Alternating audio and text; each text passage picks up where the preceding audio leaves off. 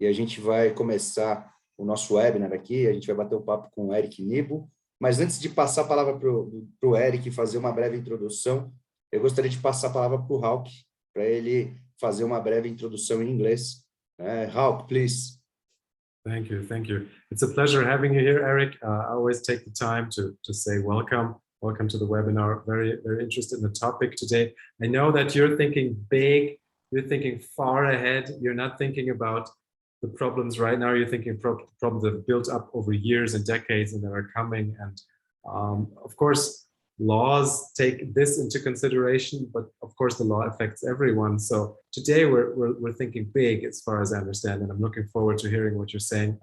Very happy to have you here. Very much looking forward to the webinar. Of course, the rest of the webinar is then in Portuguese, so I will shut up and better listen. Thank you. Obrigado, Hauck. Bom, pessoal, hoje a gente tem um amigo aqui, né, um convidado super especial. O Eric Nibo é um amigo aí de longa data, a gente já fez algumas coisas bacanas juntos, né, e é um prazer tê-lo aqui, Eric. O Eric é cofundador da Bits Academy, né, eu sou aluno, inclusive, da Bits Academy, foi criador, né, e coordenou e também foi professor do curso de Direito em Startups pelo INSPER, atualmente é professor na Sampo, Escola de Negócios.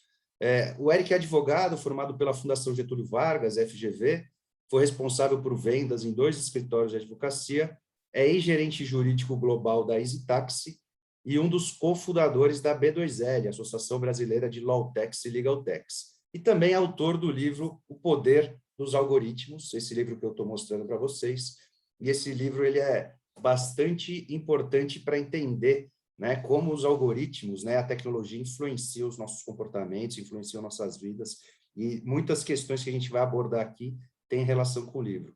Eric, antes de passar a palavra para você, eu queria agradecer demais a sua participação, a sua disponibilidade, e também já emendar, né, a primeira questão aí que eu quero trazer, né? Você depois se apresenta aí melhor, eu resumi bastante aí o teu resumo, né? Eu resumi bastante o resumo da sua vida profissional, mas eu queria entender depois aí, você já falar um pouquinho da algocracia, que é um ponto que você traz aí no seu livro, né, e que isso impacta aí as empresas, as pessoas, né, governos, e me remete muito para o que a gente vive hoje, né, moedas digitais descentralizadas, alguns governos centralizando moedas, uso do algoritmo em marketing e vendas. Então, acho que a gente já pode começar depois por esses pontos. A palavra é sua, meu amigo. Valeu, Jonathan. Obrigado aí pelo convite. É um prazer estar aqui com todo mundo. Então, eu acho que você resumiu muito bem, tá, Jonathan? Assim, a algocracia é um termo que eu trago no livro. Não fui eu que criei esse nome, né? Já existia um estudo anterior falando sobre esse termo, mas qual que é a ideia? A gente entra numa época em que os algoritmos começam a influenciar grande parte das nossas vidas, e não só de forma indireta, é muito mais direto do que a gente imagina. Então, às vezes eu estou tomando uma decisão, eu acho que é a minha decisão, mas não é. Então, a gente sai dessa noção de uma democracia clássica, né, onde as pessoas podem colocar suas opiniões e etc., para um ambiente onde eu acho que eu tenho minha opinião e, na verdade, não é exatamente isso. Então, eu consigo, por exemplo, por técnicas como a gente discute ali no livro, vai discutir aqui, como nudges, eu consigo orientar as pessoas a tomarem certas decisões, a fazerem certos comportamentos. Isso vai muito também do estudo de psicologia, etc., psicologia comportamental. Então, eu consigo orientar as pessoas de certas formas. E quando eu falo de uso de algoritmo para isso, não é uma pessoa que eu estou orientando, é uma massa de pessoas. Então, aí o poder de orientar o comportamento de muitas pessoas fica muito maior. Um exemplo durante uma conversa num restaurante, se vocês forem hoje, por exemplo, sexta-feira de noite num restaurante, vocês vão ver que metade das pessoas nas mesas estão assim, né? Ao invés de conversar. E aí, o que isso significa, né? Eu tenho uma empresa, Apple, que criou um dispositivo que rompeu com a forma como as pessoas se comportavam antes do surgimento desse produto, que é o iPhone. E aí outras empresas, logicamente, vieram depois e criaram alguns aparelhos similares. Eu tenho um cara chamado Mark Zuckerberg que criou o Facebook, que comprou o Instagram, que comprou o WhatsApp.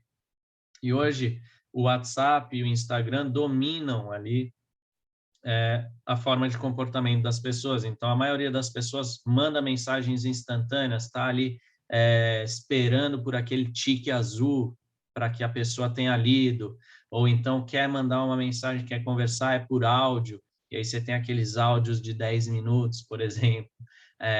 Ou então o pessoal se expondo nas redes sociais, então eu consigo ver tudo da vida de uma pessoa dentro das redes sociais, cria até o fenômeno de stalking, né, na internet. Então, olha como o comportamento mudou, né? Por causa do quê? Por causa de algoritmos, né? Não, é fantástico. E você traz uma clareza no livro, né? Você explica de uma forma muito didática e fica fácil de entender.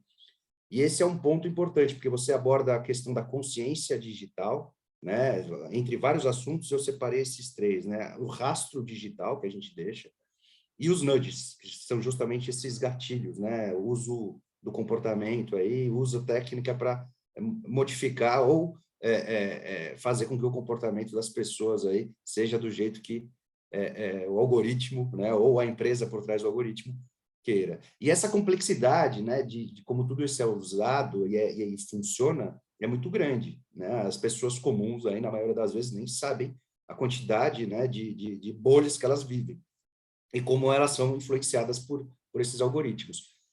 E, né, a gente tem aí um impacto grande na privacidade, né, e na proteção de dados dessas pessoas. E aí surgem essas leis, né, de proteção de dados pelo mundo, liderados pela Europa, e uma exigência de que o mundo se comporte melhor, principalmente as big techs, né, como você já mencionou. Como conscientizar os titulares de dados, né, que é o termo que a LGPD traz aqui para o Brasil, né, o data subject lá na Europa, desses assuntos complexos de uma forma simples, né? Como é que as empresas também têm esse desafio de levar essa transparência, né? O mote das leis de proteção de dados é a transparência. E a gente vê o movimento das big techs aí em relação a essa questão de transparência, de explicar melhor o que eles fazem, qual a finalidade do tratamento. Mas como ensinar, né? Como fazer com que as pessoas entendam esse cenário complexo e como as empresas também podem dar mais transparência sem revelar, eventualmente, segredos de negócio, né, e tudo mais. Então, tem um trade-off aí grande, né? Tem um trade-off, mas assim, eu acho que eu estava até discutindo isso ontem, né? Ontem eu estava numa reunião com um cliente da área de criptomoedas e a gente ia analisar um pouco da estrutura de código, etc., deles, e o programador falou, não vou mostrar o código, não sei o quê. Cara, se você mostrar o código, ninguém vai entender nada. Ainda que eu tenha um mega de um programador ali inteligente, ele não vai conseguir replicar aquilo só por você mostrar. Lógico, se ficar exposto aqui durante muito tempo, ele pode estudar, pode tal, mas só de você ver um código, você não consegue entender qual é a lógica que a pessoa teve na construção do código e por aí vai. Então, assim, eu acho que e eu sou um defensor disso, principalmente quando a gente tem essas grandes empresas de tecnologia que você falou, né, as big techs, eu acho que tem que ter auditabilidade dos códigos, né? Então, algumas coisas que são feitas que as pessoas não sabem. Então, uma coisa é eu, empresa, estar disposta a revelar algumas informações num termo de privacidade ou alguma coisa assim. Outra coisa é eu simplesmente não revelar. Quem que vai saber, entendeu? Então, quando a gente fala de empreender ou atividade empresarial, a conta que o empreendedor, o empresário vai fazer é qual é o risco de determinada coisa se materializar. Se o risco é baixo, eu não vou me preocupar, entendeu? Então, a gente tem que tomar esses cuidados, né? Tanto é que uma das ferramentas de tomada de decisão das pessoas quando fazem negócio é matriz de risco. Eu vou ver o volume de risco e a chance de se materializar. Se os dois são baixos ou um deles é baixo, aí talvez não seja algo com que eu vou me preocupar. E aí, Jonathan, você falou um negócio que é bem interessante. Se eu abro, por exemplo, no LinkedIn, o perfil de uma pessoa, eu consigo ver as atividades que aquela pessoa teve. E aquilo não é algo que as pessoas prestam atenção, mas eu consigo saber exatamente o que você curte, o que você comenta, o que você posta e por aí vai. E eu consigo ver temporalmente as atividades que você faz. Então, para eu entender o seu perfil é muito fácil. Então, é a gente pensar que tipo de rastro digital, como você falou, né, que a gente está deixando ali. Como que a gente é influenciado a algumas coisas. Então, várias vezes vocês já falaram sobre alguma coisa perto do celular e quando você abre o Instagram, tá a propaganda daquela coisa. Ou então você abre algum outro, sei lá, um site qualquer, aparece um banner com aquela coisa, né? Então, por que que isso acontece? Como que acontece? Então, a gente tem alguns institutos, ONGs, etc., tentando conscientizar, mas o problema é também qualidade, sempre, né? E tem também algumas empresas focadas em privacidade tentando trazer isso, né? Então, como vocês aqui da Incomply, falando num webinar sobre privacidade. Tá, mas e o resto do mercado? A gente viu recentemente, por exemplo, Adam Mosseri, que é o head do Instagram, fazendo uma série de vídeos explicando o algoritmo do Instagram. Ele só fez isso porque todos os influenciadores começaram a migrar para o TikTok, que é o concorrente. Por quê? Eles mudaram o algoritmo do Instagram, todo mundo teve o alcance diminuído, e aí as pessoas ficaram insatisfeitas e migraram para o TikTok. E aí o Instagram começou a ser transparente quanto aos algoritmos deles. Por quê? Porque todos os caras que trazem dinheiro para o Instagram resolveram migrar. Então, ele estava perdendo público. Então, aí, na verdade, eu acho que não são nem as empresas tentando ser proativas, nem nada, é pressão da sociedade. E essa é uma característica da geração atual, né? Então, das mais novas, pelo menos, principalmente a geração Z, em que eles demandam privacidade e transparência. Né? Então, é a gente acompanhar nos últimos anos o que veio acontecendo. Né? A gente tem alguns indícios, pequenas tendências que vão se materializando ao longo do tempo. Teve a lei de acesso à informação, é recente. Aí depois a gente tem surgimento de Snapchat, Whisper. Que aplicativos são esses? Aplicativos onde eu posso postar coisas e rapidamente elas apagam. Ou então eu posto uma coisa que é anônima, então ninguém sabe o que rolou ali, ou eu fico exposto durante pouco tempo. Hoje, Jonathan, exatamente hoje, lançou uma funcionalidade nova no WhatsApp, que é igual ao Snapchat. Você posta a coisa ali no seu grupo ou manda para alguém, e depois de 1 minuto aquilo se apaga. Então, por que está tendo essa demanda por privacidade, de apagar essas informações e por aí vai, né? Então, é a gente entender que há uma pressão social, não é porque as empresas estão querendo fazer algo bonitinho e por aí vai. E aí a gente, como consumidor, tem que estar ciente disso para poder, de alguma forma, dar esse feedback, né? Quando a gente demanda alguma funcionalidade, as grandes empresas vão começar a priorizar isso. Agora, não adianta eu ficar mandando e-mail para a empresa, adiciona tal funcionalidade. Tem que ser igual a gente vê no Instagram e TikTok. Sai todo mundo para um novo serviço porque aquele serviço é interessante. Então, se a gente pega, por exemplo, um buscador na internet, como DuckDuckGo, que teoricamente gera maior privacidade, em determinado momento, quando muita gente migra para esse, aí o Google vai falar, não, olha aqui, aqui tem privacidade também, que é o que a Apple fez, né? A Apple mudou as regras nas lojas dela e agora está muito mais difícil de você fazer marketing digital usando dados de quem tem Apple, por exemplo. Então, é a gente entender esses movimentos, né? E isso é que vai dando um feedback para as empresas melhorarem os produtos ou mudarem seus produtos, né? E como isso está impactando, Eric, você que tem cursos lá na Bits Academy sobre growth sales, né? Sales growth, ou de vendas, de marketing digital também, e até a consultoria, né? Vocês oferecem.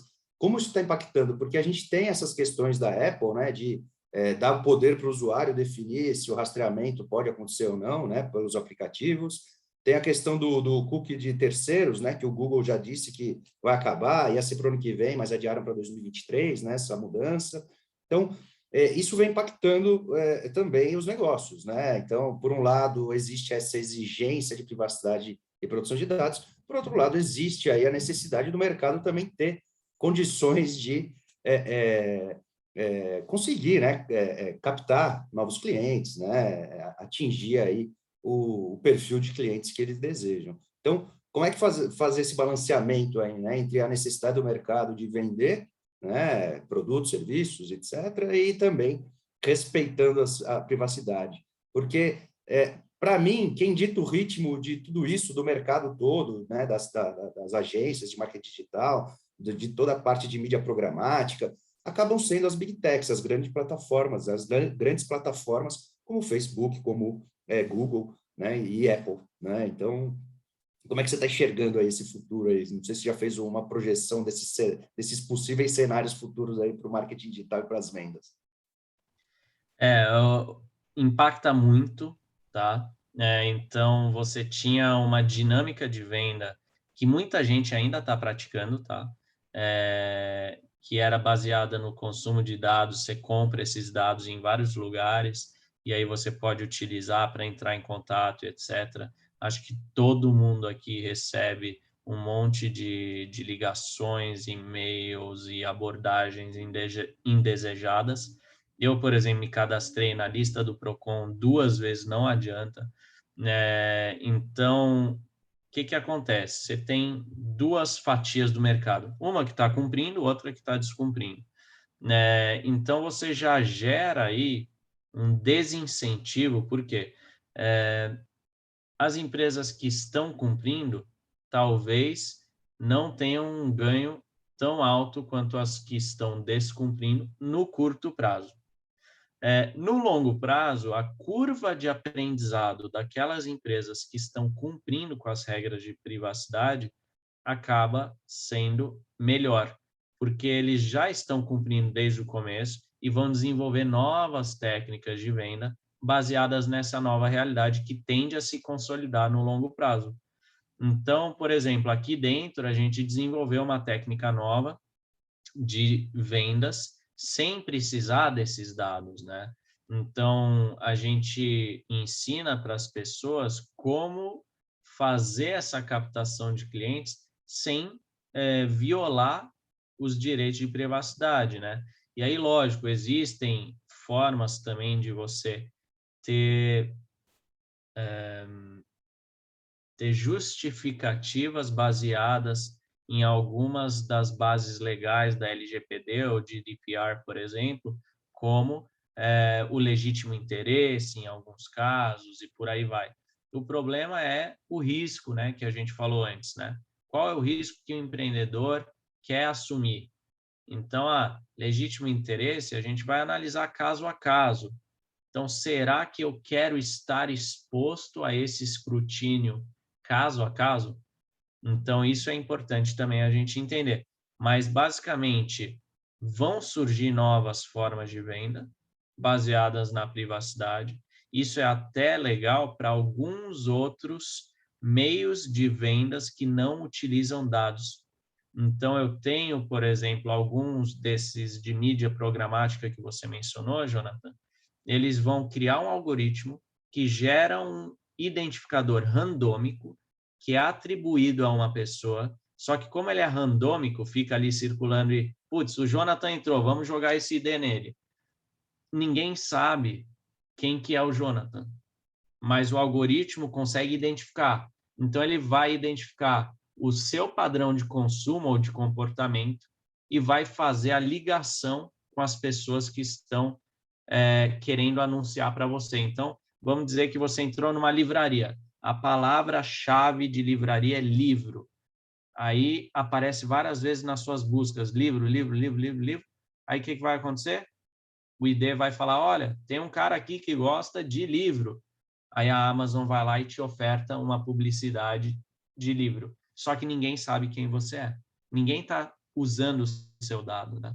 Então, aí eu consigo criar algoritmos mais sofisticados sem violar a sua privacidade.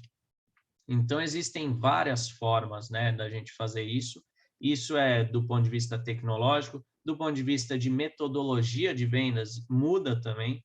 Então, a gente vê o surgimento muito forte do social selling, que foi inicialmente impulsionado pelo LinkedIn, mas é utilizado em todas as redes sociais.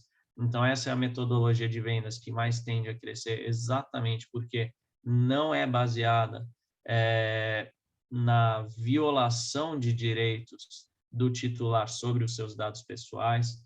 Então, você tem uma série de coisas que podem ser utilizadas para buscar clientes ou anunciar para clientes sem violar LGPD ou GDPR, e essas são as principais tendências, né, de agora em diante.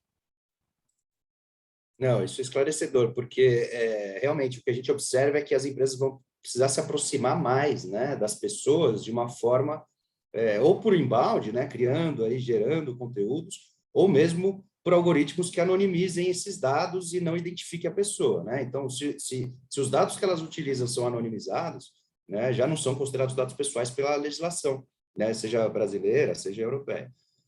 Então, e aí você consegue, mesmo assim, criar perfis de consumo, perfis, né, dos consumidores que te interessam, sem infringir a legislação. Acho que esse caminho me parece interessante. Me parece interessante também essa aproximação maior entre as empresas, né, as organizações e os potenciais clientes, aí, leads, né? Você comentou sobre o Adam Mosseri, né, o CEO do Instagram, e falou que a mudança, a transparência, né, que ele trouxe aí sobre os algoritmos, de como funcionam, né, nas diversas sessões ali do Instagram, foi em razão do TikTok. A concorrência, né? A concorrência levou a isso. E você vem observando que o Instagram vem mudando o seu modelo de negócio, ele vem se transformando numa plataforma muito mais de vendas, né, do que uma mera rede social. Como é que você vem observando isso? Porque eu sei que a Bits utiliza bastante o Instagram também, né? Sim, sim. Hoje é provavelmente a nossa principal captação, né? As plataformas do Facebook, na verdade, tá? Então, no nosso negócio, WhatsApp, que é do Facebook, Instagram, que é do Facebook. Se a gente faz anúncio, tá usando a plataforma do Facebook. Então, aí é muita coisa ali que está concentrada numa empresa só, mas a gente usa bastante. O que a gente vê? Inicialmente, o Instagram, ele começou como uma rede de postagens de foto, né? Só que o Facebook já tinha um algoritmo onde ele identificava o que tinha nessas fotos. Então, ele conseguia ver, tem aqui uma foto do Jonathan. Então, estou vendo que ele gosta de uma árvore verde, tem um mapa mundi no fundo, ele usa óculos, e o algoritmo vai categorizando essas informações. Então, a partir do momento que você posta 10, 20, 30, 40 fotos, o Instagram sabe tudo sobre você. O que você gosta, onde você está, e etc., com quem. Então, ele tem vários identificadores e ele vai criando essas palavras-chave para ficar classificando você. E aí, o que ele faz? Vai vender para anúncio. Então, quando eu faço um anúncio, aí eu vou falar, Instagram, eu quero que você mostre esse anúncio para todo mundo que tem dinheiro, para todo mundo que tem uma casa no campo e que gosta de praia. Pronto, ele vai enviar para o Jonathan e para uma galera. Então, aí eu consigo transformar uma plataforma dessas em mídia. E as pessoas nem pensam nisso quando estão postando foto, ou quando estão curtindo, quando estão comentando.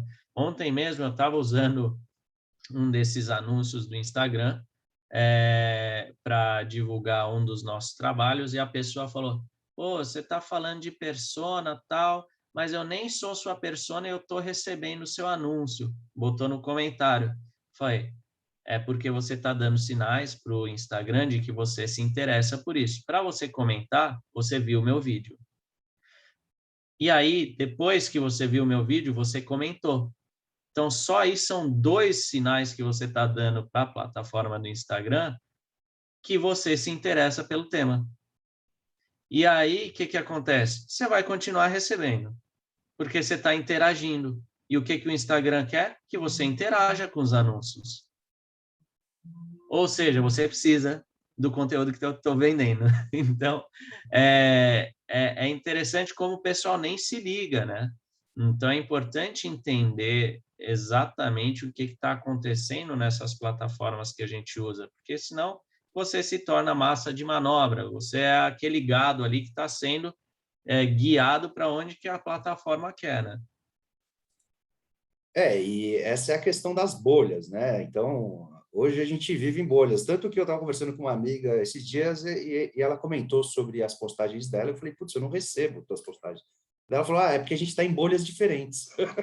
Então, é bem isso, né? A gente fica em bolhas e a gente acaba vivendo naquele micro-universo ali, achando que a gente está vivendo no mundo e não está, né? Está sendo influenciado pelo algoritmo.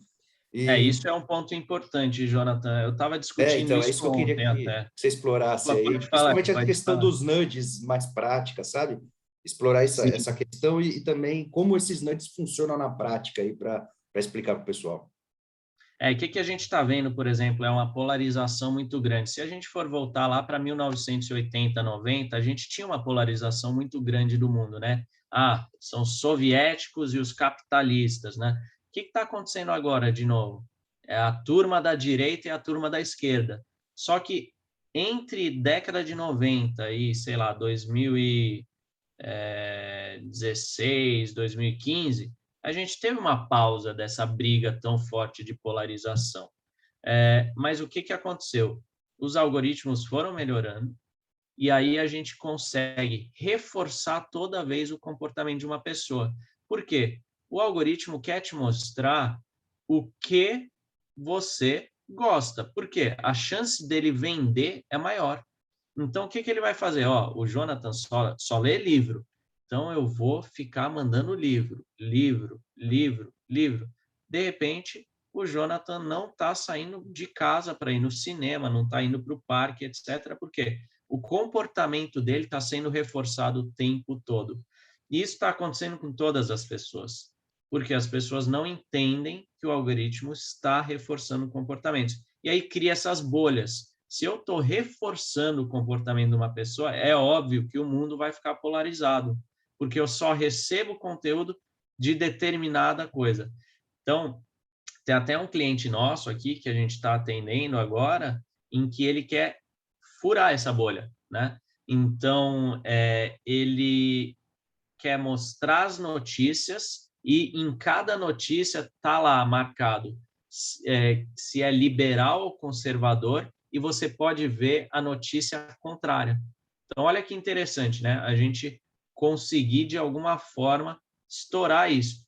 Eu não quero ficar recebendo sempre a mesma coisa. Então, vai lá e busca o contrário no buscador do Instagram, busca o contrário lá no Google, comece a interagir com conteúdos diferentes, e aí você vai ver algumas coisas diferentes. Vou dar um exemplo.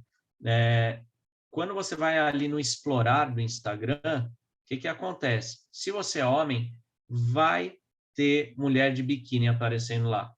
Ainda que você nunca tenha visto nada daquilo no Instagram, vai aparecer. Por quê? A parte de explorar do Instagram mostra o que pessoas parecidas com você consomem. Então, só o fato de eu ser homem faz com que apareça aquilo. Se eu sou mulher, vai aparecer o quê? Roupa e maquiagem. E se eu não me interesso por isso? Só que o algoritmo está reforçando um padrão.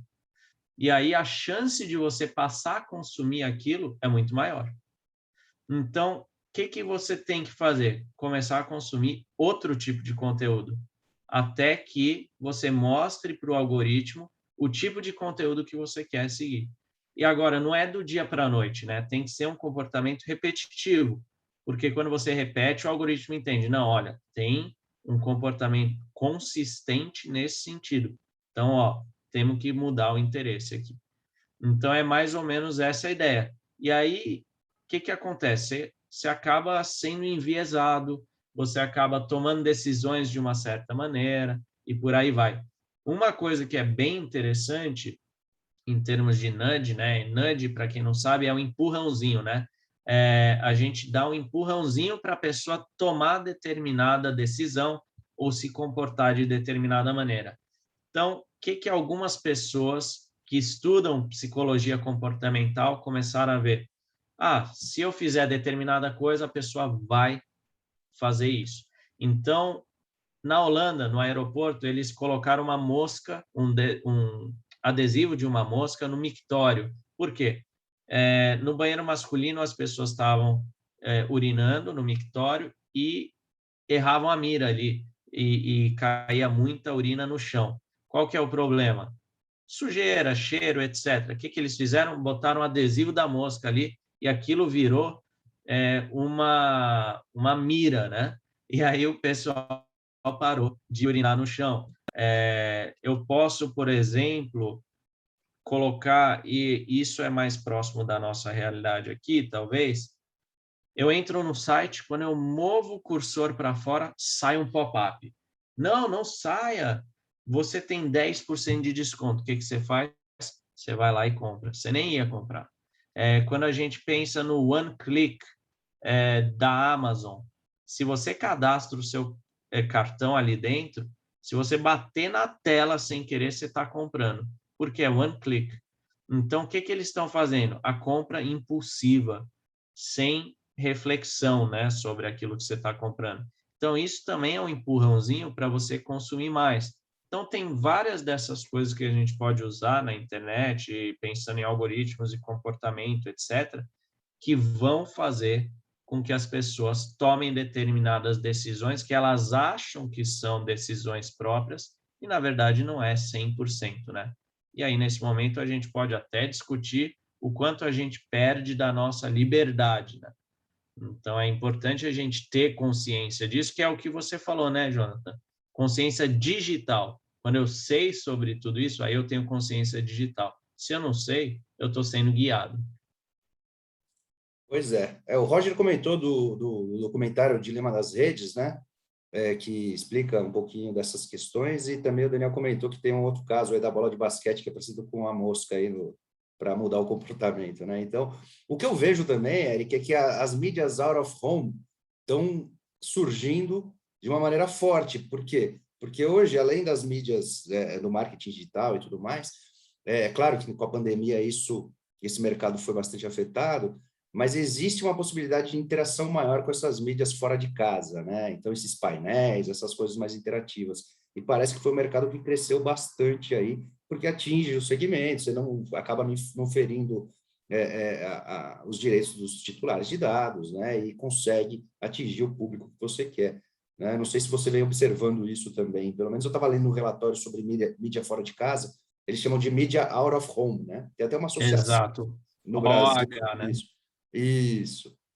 E eu vejo que esse é um mercado que pode ser bastante explorado também pelas empresas, né, para respeitar. Mas eu acredito que o marketing digital, a mídia programática, ela movimenta muita gente, né? É até difícil entender a estrutura por trás, porque são leilões ao vivo ali, né, na hora, e é tudo imediato e funciona com muita tecnologia, né? E tem vários atores ali, desde do anunciante até o publisher e todo mundo no meio ali, né?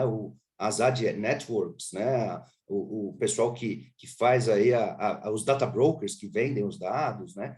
Então, eu vejo que esse mercado ele está buscando uma adequação, até porque as big techs estão influenciando, né, nisso e estão sendo pressionadas por governos e países.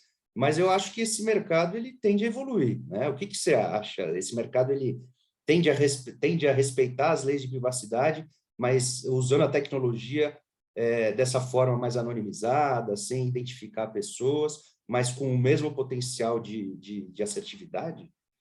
Você enxerga esse futuro dessa mídia dessa forma? Então, o problema, por exemplo, mídia out of home, você pode impactar muitas pessoas, mas qual que é o grande problema, né? O objetivo da sua campanha. Então, se eu quero conversão, talvez a mídia fora de casa não seja tão boa, porque a pessoa, por exemplo, olha ali um banner, um outdoor, alguma coisa, ela não vai tomar nenhuma ação a partir daquilo. E eu, como publicitário, ou seja lá o que for, eu não consigo mapear exatamente isso, né? Então, aí eu tenho que criar outros mecanismos onde eu consiga mapear. Então, aí a gente entra numa questão de análise financeira chamada ROI, né? Qual que é o retorno sobre o investimento feito? É muito difícil eu conseguir mensurar isso, porque na mídia de marketing digital, o que acontece? Eu sei exatamente os passos que a pessoa tomou. Ah, ela clicou aqui, depois foi para tal lugar, e olha aqui, ó, todo mundo que comprou veio de tal anúncio. Então, aí eu consigo estabelecer todos esses passos. Na mídia out of home não é tão fácil assim. Então, se torna mais difícil de fazer esse tipo de comparação em termos de resultado. Que eu acho? Vão surgir, sim, mídias digitais que respeitam mais a anonimização ou dados anônimos e não usam dados pessoais, por aí vai. Então, aí a gente tem que ver até onde isso se torna a principal ferramenta de mídia, qual que é a capacidade, por aí vai. Então, é possível porque muitos já fazem, mas tem uma limitação, a gente tem que entender como que isso funciona com outras metodologias e por aí vai. Então, ainda não são muitos que fazem isso. Um caso muito legal era a Inloco, né? A Inloco de Recife, depois eles venderam essa solução lá para a Magazine Luiza, eles conseguiam fazer anúncios baseados em geolocalização sem usar seus dados pessoais. Então, o que eles faziam? Eles mandavam para todo mundo que tinha, por exemplo, um aplicativo como iFood instalado no celular, uma mídia sobre determinada coisa. E aí eu não sei quem está por trás daquele celular. Eu sei que usa iFood, mas não sei quem é. E aí eu mando aquele anúncio para todo mundo. Ou então, no caso da Inloco especificamente, eu sei que essa galera está na Faria Lima, por causa da geolocalização do celular. Então, eu vou mandar um anúncio para todo mundo que está ali na Faria Lima que usa o iFood. Então, eu consigo pegar um determinado tipo de público. Agora, não é todo mundo que vai ter acesso a esse tipo de mídia. A gente tem que pensar como que a gente consegue fazer com que todos consigam participar desse mercado e por aí vai. Então, é uma construção, né? E você vem enxergando com bons olhos aí as questões de privacidade e proteção de dados? Você acha que a lei ela limitou demais? Porque a lei acaba não proibindo, né? Você tem que ter, na verdade, entender qual que é a tua atividade de tratamento de dados pessoais, né? Geolocalização, inclusive, pode ser um dado pessoal, né? Porque a lei traz aí a lógica de agregação de informações. Então, é óbvio que nesse exemplo que você deu, me parece que é um dado anônimo, mas ela pode ser um dado pessoal também, né? E a lei, ela acaba não proibindo, ela exige que você tenha responsabilidade, né, zelo com os dados pessoais e também avalie esses riscos, né, não só para você, empresa, mas também para os titulares de dados, principalmente. Mas tem gente enxergando, né, as leis de proteção de dados como limitador de vendas, né, achando que é burocracia, e tem outras pessoas que acham que tem a ver com ética, com reputação, né, com responsabilidade. Tem o termo ESG aí que está voltando com tudo, né? Lá atrás, a responsabilidade social, socioambiental das empresas, né? Socioambiental corporativa, né? E agora está o termo ESG aí de ambiente, né? Social e governança está surgindo aí em todos os mercados de uma forma bastante importante.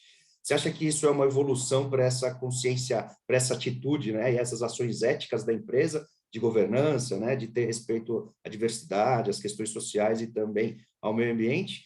Ou você vê que é uma coisa que impacta negativamente alguns negócios aí e exige que, né, a gente sabe que as leis de proteção de dados surgiram justamente por causa da tecnologia. A tecnologia é o principal vetor de tudo, né, de mudança de comportamento, de mudanças de modelos de negócio e tudo mais. E as big techs, elas são as grandes causadoras, querendo ou não, do governo reagir dessa forma, né, dos governos reagirem criando essas legislações. E essa é a questão, né? Então, é bom, é ruim, né? Tem lado bom e tem lado ruim, né? Acho que a gente pode... Porque para vendas e marketing existe um impacto, né? Da mesma forma que surgem novas possibilidades de interação. Então, mas eu vejo um impacto bastante grande no marketing e que tem algumas bases legais, né? Principalmente legítimo interesse e consentimento como bases legais mais apropriadas para o marketing digital. Eu fiz uma pergunta gigante, Eric, não sei se você vai conseguir responder tudo aí. Não, tá tranquilo. Que eu acho? Assim, eu acho positivo, mas eu acho que a forma como é implementado é ruim. Então, por exemplo, eu acho legal a gente pensar em privacidade, legal pensar na liberdade das pessoas e por aí vai, mas o grande problema é, tá, quem que está tomando multa, quem que está sendo fiscalizado, porque eu continuo recebendo todo dia 10 ligações da Sky, 10 ligações da Claro, e aí, por que eles podem? E os outros? Como que fica, né? Então, eu acho que o ambiente de mercado tem que ser um ambiente paritário, né? Então, as pessoas têm que poder competir em iguais condições, e não porque é grande ou tem alguma regalia, de repente, eles podem fazer ou estão isentos dessa necessidade, né? Então, acho que esse é um ponto. O outro ponto é, como eu falei lá no começo, eu acho que tem que ter essa questão de um mínimo de, assim, de auditoria do código, porque hoje é baseado meio que na boa-fé das empresas e por aí vai. E se todo mundo tivesse essa boa-fé, não precisaria de lei, né? Porque foi exatamente o exagero no uso de dados que levou à necessidade de lei. Então, por exemplo, eu começar a distinguir o meu serviço com base no consumo das pessoas. Então, por que que um mesmo produto no supermercado, vamos imaginar uma bolacha Balduco, por conta do meu histórico de compra, porque eu fico lá dando meu CPF a cada compra, né, no programa de fidelidade, por que que vai custar mais barato para mim, Eric, e para você não? Isso é isonomia? Fere a isonomia? É o mesmo produto, entendeu? Por que que eu vou pagar mais caro e você mais barato? No final, eu estou financiando esse seu desconto. Então, é a gente pensar como que essa lei também não resolve muitos dos problemas relativos ao uso de dados. E eu acho que esses dois são o principal: perfilamento de cliente e a auditoria de código, porque ninguém sabe o que está acontecendo ali. E a grande desculpa, às vezes, não, olha, não tem como a gente saber, porque tem um código rodando ali e ninguém sabe o que está rodando ali dentro. E não é bem assim, né? Então, é a gente conseguir criar um ambiente em que todos participam e não tem essa coisa de só alguns e por aí vai. E também essa questão de que não é só a privacidade como está sendo vista agora, né? Tem outros problemas relativos à privacidade que não tocam tanto nas questões mais óbvias, né? E essas questões menos óbvias não são vistas nem pelos aplicadores, nem pela lei, por aí vai, nem nas discussões. Então, eu acho que poderia ser melhor implementado, sabe? Você escreveu um artigo recentemente para o livro coordenado pelo Felipe Palhares, né? Ele tem outro livro e você escreveu um artigo lá Eu, Robô, né? E daí tem... Você pode dar um teaser aí do teu artigo? Eu preciso comprar esse livro eu ainda não tenho. Provavelmente a Amazon vai me mandar aí algum anúncio desse livro. Mas você poderia dar uma palhinha aí do que você abordou ali naquele livro? Porque é um livro que tem vários profissionais de privacidade e proteção de dados. O Felipe é um profissional aí de um grande escritório, mas ele tinha um escritório dele próprio, foi para um grande escritório, é um cara super preparado aí nessas questões de privacidade e proteção de dados. Recomendo o livro dele, tanto o primeiro, né, que é o Temas Atuais de Proteção de Dados, como esse outro, e que eu esqueci o nome do livro, depois se puder falar também, Eric. Mas eu queria que você abordasse um pouquinho o teu artigo aí, o que você comenta nesse artigo aí, Eu, Robô. O nome do livro eu vou ter que ver aqui direitinho, mas vou olhando aqui e aí eu já falo. O livro ali, o meu artigo, né, ele está falando muito sobre o uso de inteligência artificial com base em dados, né? Então, a ideia é que, a gente está discutindo sobre dados pessoais, LGPD e tal, mas está todo mundo apostando em automação, inteligência artificial, por aí vai. E a inteligência artificial, ela usa um volume muito grande de informações, porque não é assim, eu quero uma inteligência artificial. Não, eu tenho que ter uma base para rodar um algoritmo. Esse algoritmo vai aprender com essas informações e, a partir daí, ele vai conseguir tomar decisões, né? A grande diferença de um algoritmo de inteligência artificial é conseguir tomar decisões. Então, ele só toma decisões se ele tiver consumido muitos dados que vão orientar ele como tomar decisão. Da onde vêm esses dados? Né? Quem está gerando? Que dados são? Então, aí vem outro problema, né, da LGPD. O que existe nessas bases de dados que estão sendo tratadas, né? Então, vou dar um exemplo simples. O pessoal está desenvolvendo carro autônomo, drones autônomos, etc. Então, como que eles vão fazer para coletar todo esse volume de informações que é necessário para ensinar essas máquinas? Toda vez que você entra num site e tem aquele negócio de segurança para ver se você não é um robô, o que você está fazendo? Clicando lá, essa foto é um semáforo, essa foto é um carro, essa não sei o quê. E aí, o que você está fazendo? O Google, outras empresas, etc., estão terceirizando, né, toda essa criação da base de dados para todo mundo. Lógico, ali não é dado pessoal, no caso, mas você já está participando desse processo. Olha o volume de informação que precisa. Então, mesma coisa, vamos tirar uma foto aqui para ver como que eu vou ficar daqui a 60 anos. Tá, essa foto está indo para um banco de dados, e aí eles vão ter o seu rosto, estão comparando com vários rostos. O que o governo está tentando fazer, né? Está tentando criar identificação facial. Quando eu olho, por exemplo, para uma empresa chamada 23andMe, as pessoas mandando saliva ou sei lá o que é, só para saber um pouco da estrutura genética que elas têm, dos antepassados, etc. Pô, estou criando o maior banco genético do mundo. E aí, para que isso vai ser utilizado? É para prever doenças, para vender para plano de saúde? O que vai ser, entendeu? Então, é a gente pensar que essa inteligência artificial consome muitos dados e, quando a gente consome muito dado, qualquer ação que aquilo tome é muito intensificada, né? Então, aí a gente pode ter uma necessidade aí de olhar para esses problemas que podem surgir a partir daí e aí sempre voltado para a privacidade, dado pessoal, etc. E o livro é Estudos Estudo sobre sobre privacidade Privacidade, né? e proteção de dados, exatamente. E, Eu compartilhei, inclusive, o link da Amazon aí no chat para o pessoal saber desse livro. O Eric escreveu um dos artigos aí desse livro. Outro dia, Eric, eu estava vendo minha filha, né? Ela gosta de jogar um joguinho chamado Roblox. E tem uma moedinha do jogo lá que chama Robux, né? E aí, outro dia, ela estava respondendo umas perguntas e perguntando para mim, pai, o que é isso, o que é aquilo? E aí eu falei, pô, por que ela está perguntando essas coisas de Império Romano e tal, né? Tudo bem que na escola ela estuda também isso.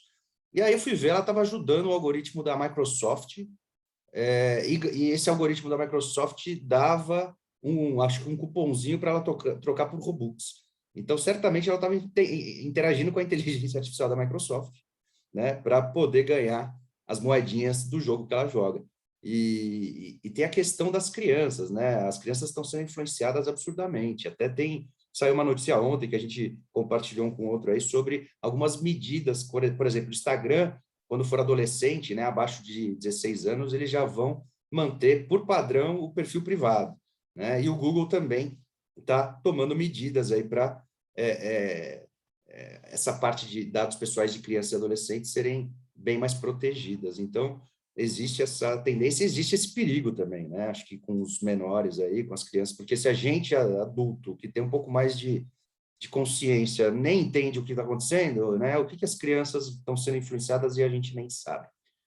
Isso aconteceu depois de uma pressão muito grande da sociedade sobre o Facebook também, né?